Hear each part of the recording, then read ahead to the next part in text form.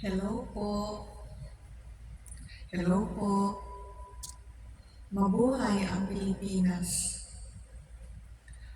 Ako po si Sheila Madrazo Omar RN. Ako po isang nurse. You can call me Shai. Now I'm going to discuss the part 4 of the deadliest Sabah issue of Tausugs. The Tausugs are the tribes of Sulu, Philippines. So I'm going to discuss about the part 4 of the deadliest Sabah issue of I'm going to discuss the part 4 of the deadliest Sabah history issue of Tausugs, post-terrorisms in the Philippines, to the over massacre to our PNP sa 44, last January 25, 2015, in Mamasapano, Maguindanao. I have reported this to the Legal Division of the Professional Regulation Commission. And it's also about the corrupt hard fackers to Madrazo women. My middle name is Madrazo from mother's side. All this I will discuss in relation to Philippine history. Now, I will discuss the atrocities ng babastos of the Chinese to Madrazo clan, particularly to the Madrazo women. I could not remember the exact date because I was a kid at that time.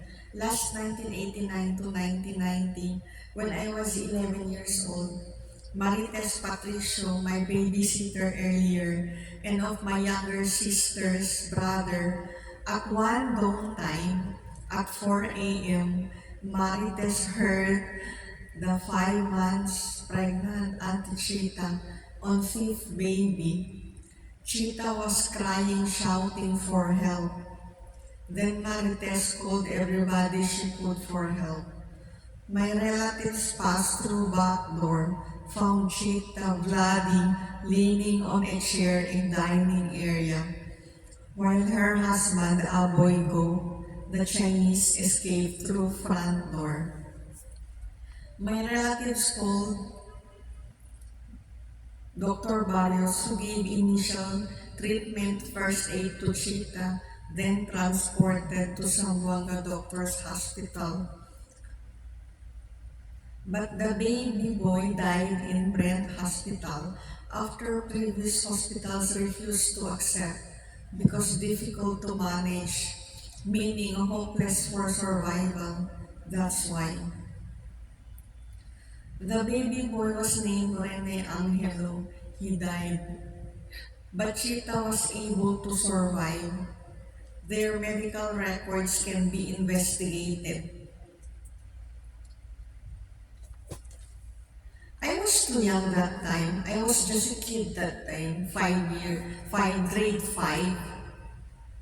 I was too young that time. I was just a kid that time. That's why unable to investigate why Chita quarreled that time with Chinese husband Aboygo.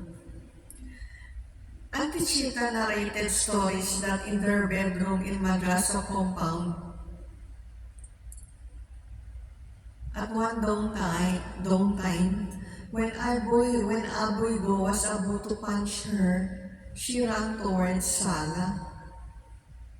Then Aboygo followed Chita, then pulled her hair until Auntie Chita fell on the floor. Then continuously pulled her hair backwards.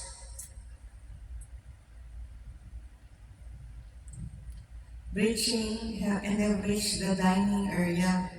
That's why our relatives found Chita crying, leaning on a chair in dining area, bloody. Then Chinese husband Aboygo escaped through front door. My auntie Rachel Madrazo alias Chita, a CPA and top 2 civil service exam. Mrs. Go already, married to Chinese husband, businessman Aboygo. Chita gave Aboygo the eldest son, named Venancio Jr. alias Vinigo, inherited from Cheetah's intelligence and half Aboygo intellect level from grandfather Venancio Sr.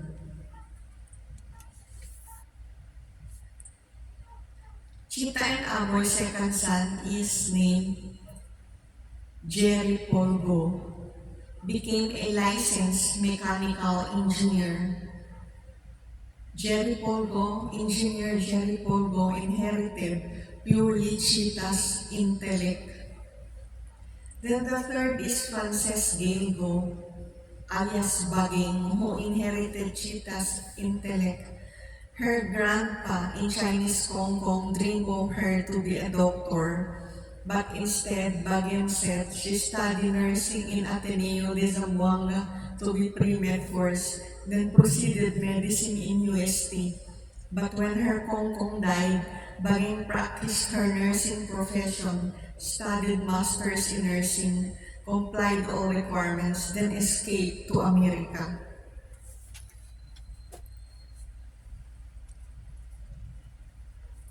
The youngest is Mark Clinton Go, an idiot, bobo, inherited from Go intellect,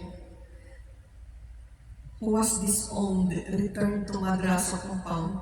Then the Go clan used grandma quarrel issue. I know because her obligation as grandma, as legal wife Mrs. Go, to tremendously upgrade the status of the family name Go, reserved to the future generations.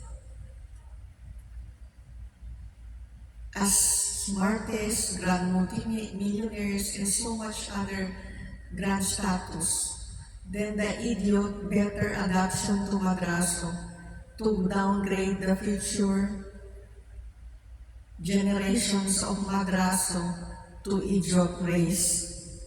It's all in the common sense. Aboygo's children from Cheetah manage their Mitsubishi Motors car store and other businesses with delivering vans to grocery stores. The Go clan have wide variety of commercial land areas, and they have vast residential lands in Barangay Tumaga, Zamboanga City. And in that same barangay where at the back of a Catholic church, there are a vast area of Pinoy squatters, so poor families. I remember I went there when I was a nursing student. We had feeding programs there and assessment and giving vaccines to little children. So back to Aboygo. Aboygo married a second wife, Pinay, in part of Zamboanga Peninsula. Then their children are schooling in a Chinese school. Amazing. So Aboygo fulfilled his obligations to the Chinese and to the Go clans to upgrade the status of the future Chinese generations, to continue the attitudes and legacies of the Chinese reserved to the future generations.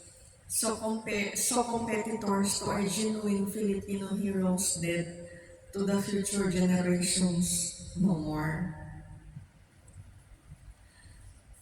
I heard Aboygo enjoy land trips from Zamboanga to Cagayan de Oro with his friends. I just don't know if he have other children from other wives from other places passing through land trips. Then children educated to Chinese schools, because that's how Chinese fulfills their obligation to their Chinese clan and to their family names reserved to the future generations, especially in the Philippines. Of course, these aggressive colonials Their priority are their beloved nation's interest, China of course, and their personal last names,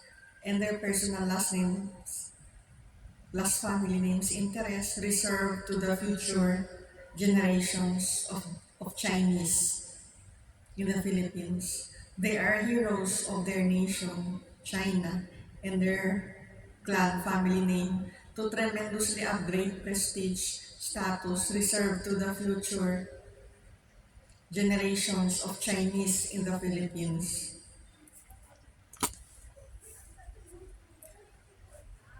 I remembered when the eldest son of Chita and Aboy named Venancio Jr. alias Vinigo Jr. He's proud. He's a Chinese, a smart, intelligent businessman, a first-class citizen compared to Pinoys, just second-class citizens in the Philippines. I remember he told that to me. So, lahing matalino mana kay Chita is Jerry Polgo, became a licensed mechanical engineer to continue the same apelyido go reserved to the future generations. While pinagpalit lahing idiot bobo mana sa apelyido go, si Mark Clinton go, na disowned ng Go clan, use grandma quarrel issue. Yun ang sinauli sa Madrazo, meaning for adoption to Madrazo, to continue as bobo, reserved to the future generations sa apelyido Madrazo. Palitan ng status, reserved to the future generations, bobo sa matalino. Matalino sa bobo, vice versa. Yun po yung ginawa sa amin. Ganun po kabastos. Again, the Tausugs, proud, highly educated, proud top 10 in PRC should investigate all this because the Tausugs are harboring the Chinese through the governor and vice governor of Sulu, the Tan clan, the Chinese clan. Just compare Aborgo and Sultan Batara who died in China and were given emperor's burial in China by Chinese Emperor Yongle during the Ming Dynasty last 1470. Sultan Batara and many other hundreds of Moros traveled to China and were given grand welcome festivities with the emperor's gifts by the Chinese during the 1470 Ming Dynasty.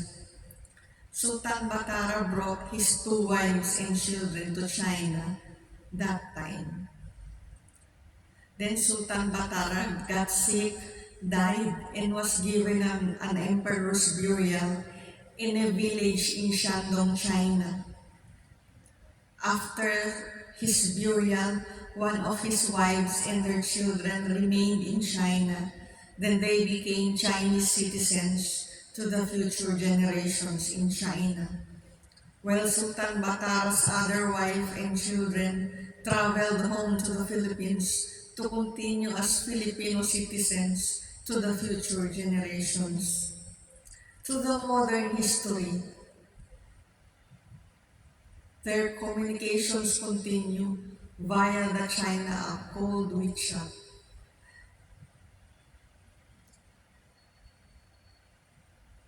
I learned all this because I have one for Tausugs and I have witnessed these vastos events in the Madrazo compound. My middle name is Madrazo from mother's side. And until now, the Tausugs are harboring the Chinese. The evidence are the Tan clan, the Sulu governor and vice governor of Sulu, and other top government positions in Sulu. The Tan clan, the Chinese clan are the priority.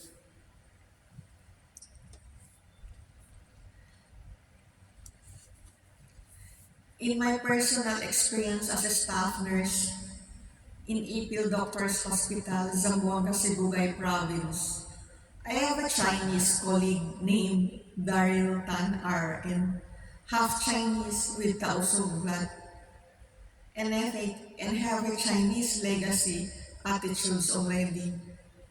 He's just palakasan with Kainuman chief nurse and Daryl Tan RN just one charge nurse position, just sitting all the duration of whole duty for 12 hours and just giving orders to me and the other female RNs.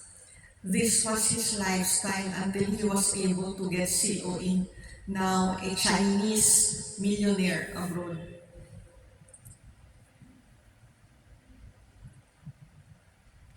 I remember humiram pa si Daryl Tan RN sa akin ng rice cooker. Humiram siya ng rice cooker sa akin. Tapos nang sinauli, hindi hinugasan. Ako pa nang hugas, ako pa nang kiskis na dukot na dumi. Ugaling inchik talaga. Legacy ng inchik.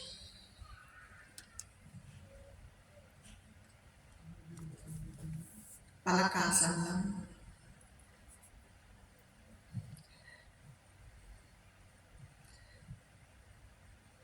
So this is to be continued on part 5 on my videos. This is all about the Sabah history issue of Tausugs.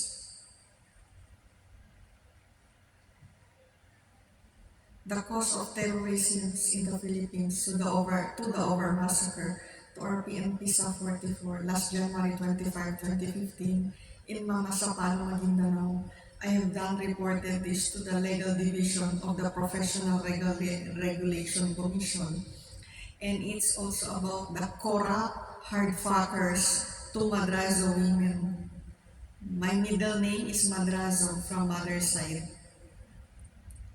So to be continued on part 5. See you on part 5.